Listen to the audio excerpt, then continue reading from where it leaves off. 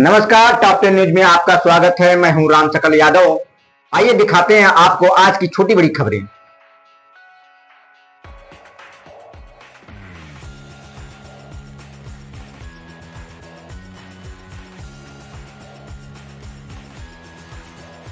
बड़ी खबर है आजमगढ़ से, जहां कुख्यात माफिया हिस्ट्री सीटर और आईएस 133 गैंग के लीडर रमाकांत यादव की अवैध रूप से अर्जित 23 करोड़ 42,81,400 रुपए की संपत्ति को शुक्रवार को प्रशासन ने कुर्क कर लिया है।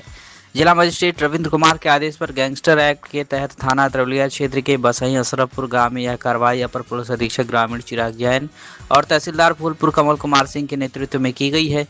वरिष्ठ पुलिस अधीक्षक आजमगढ़ हिमराज मीणा ने बताया कि यह कार्रवाई 2022 में थाना अरौला के माहुल कस्बे में हुए अपमिश्रित शराब कांड से जुड़ी हुई है।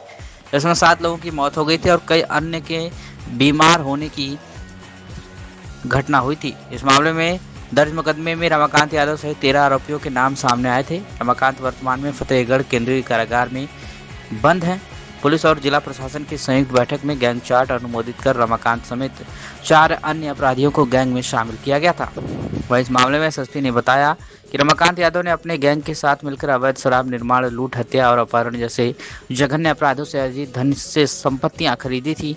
राजस्व विभाग की जांच में पता चला कि उसने अपने पुत्रों में अरुण, वरुण, ऋषिकांत, रजनीकांत दोनों पत्नी और भांजे के नाम पर बसई अशरफपुर में विभिन्न गाटा संख्याओं की आवासीय, कृषि और वाणिज्यिक भूमि खरीदी, जिसकी कुल कीमत 23 करोड़ 42,81,400 रुपये है। इनमें सबसे बड़ी संपत्ति गाटा संख्या 981 3.475 हेक्टेयर, जिसकी कीमत लगभग 16 करोड़ 33 लाख रुपए आंकी गई है। एसएसपी के अनुसार रमाकांत यादव के खिलाफ विभिन्न थानों में 58 गंभीर आपराधिक मुकदमे दर्ज है। क्या कुछ कहना है इस पूरे मामले में वरिष्ठ पुलिस अधीक्षक आजमगढ़ हिमराज मीणा का, आप सुनिए।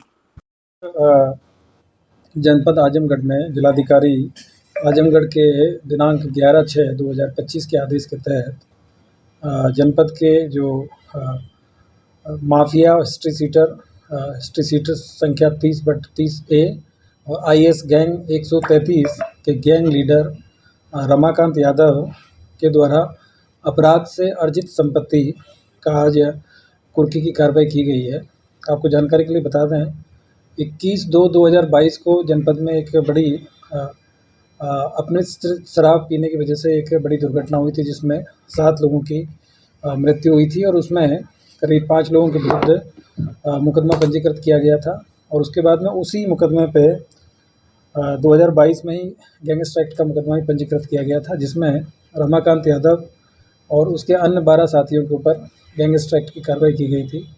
इसी की विवेचना थाना प्रभारी अतरौलिया के द्वारा की जा रही थी और इसमें टोटल मिला के आज करीब 23 करोड़ 42,81,400 रुपये की जो इनकी जो संपत्ति है उसको कुर्की की कार्रवाई की गई है। और ये ग्राम बसई अफसरपुर फरगना माहुल तहसील फूलपुर के अंतर्गत एक जो गाटा संख्या है वो करीब 2.88 हेक्टेयर का है, जिसकी मालियत करीब 2 करोड़ 13 लाख रुपया है। दूसरा जो गाटा संख्या है वो करीब 0.49 हेक्टेयर है और इसकी जो मालियत है करीब 2,59,059 रुपये है। और तीसरा जो गाटा है वो करीब 3.44 हेक्टेयर के आसपास में है और इसकी जो मालियत है वो करीब 2 करोड़ 54 लाख रुपये है। एक और गाटा संख्या है जो कि 2.94 है, इसकी जो हेक्टेयर है, इसकी जो मालियत है वो करीब 2 करोड़ 17 लाख रुपया है। और एक गाटा संख्या है करीब 3.47 जो कॉमर्शियल भूमि है और इसकी जो मालियत है वो करीब 16 करोड़ रुपए के आसपास में है। और एक जो गाटा संख्या है वो 0.38 हेक्टेयर है और इसकी जो मालियत है वो करीब 20,61,000 रुपये है। तो इस तरीके से टोटल मिला के 23 करोड़ 42 लाख और 81,400 रुपये की जो संपत्ति है उसको जिलाधिकारी आजमगढ़ के आदेश के तहत इसको आज कुर्की की कार्रवाई की गई है। और आपकी जानकारी के लिए बता दें कि ये जो माफिया है इनको प्रदेश स्तर के माफिया भी चिन्हित किया गया है और आईएस गैंग के मेंबर लीडर हैं और इनके ऊपर करीब जो आपराधिक मुकदमे हैं उसकी लंबी फहरिस्त है। इनके पास में करीब 58 से ज़्यादा इनके ऊपर मुकदमे हैं और 1977 तक इनके पास में बहुत ही कम संपत्ति थी और उसके बाद में इन्होंने जो आपराधिक जो गतिविधियाँ हैं उनसे बड़ी मात्रा में संपत्ति अर्जित की है और इनके ऊपर न केवल लूट के, हत्या के और तमाम इस तरह के मुकदमे हैं और जो अपने से शराब बनाने के और इस तरह के जो मामले हैं वो भी इनके ऊपर पंजीकृत हैं। तो एक प्रदेश स्तर के माफिया हैं और इस पे आदरणीय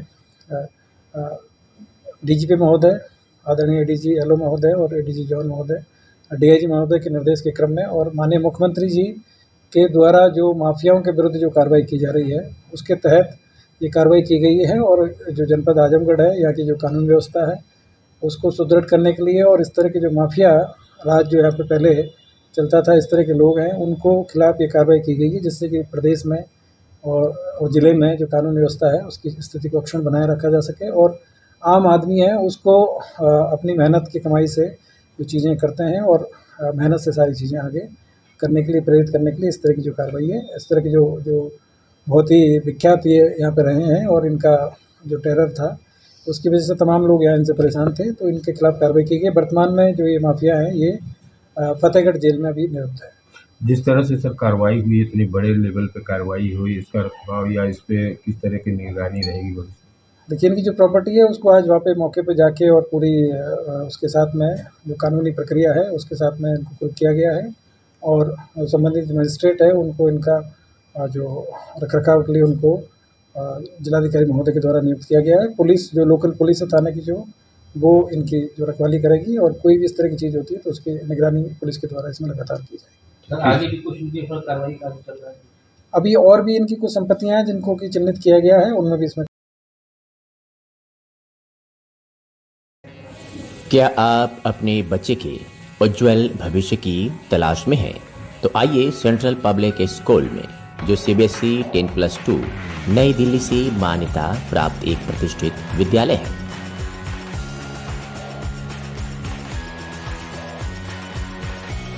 सत्र 2025-26 के लिए एडमिशन ओपन है। नर्सरी से लेकर कक्षा 9वीं एवं 11वीं तक। साइंस, कॉमर्स और ह्यूमैनिटीज सभी स्ट्रीम्स में आधुनिक शिक्षा प्रणाली, ऑनलाइन क्लासेस और ई लर्निंग की सुविधा।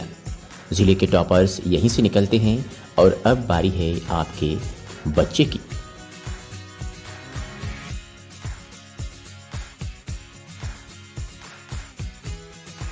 फीस स्ट्रक्चर बेहद ही किफायती। नर्सरी से कक्षा 8वीं तक मात्र 750 रुपये से 1650 रुपये प्रति माह। कक्षा 9वीं 2000 प्रति माह। कक्षा 11 की केवल 2500 रुपये प्रति माह। वाहन की सुविधा 20 किलोमीटर के दायरे में उपलब्ध है।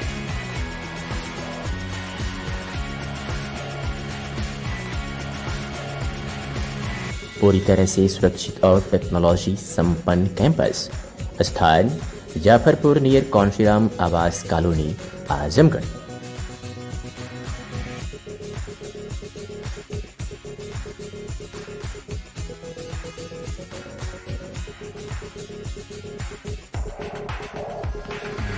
संपर्क करें 8090620567 9335233906 और 9198856542।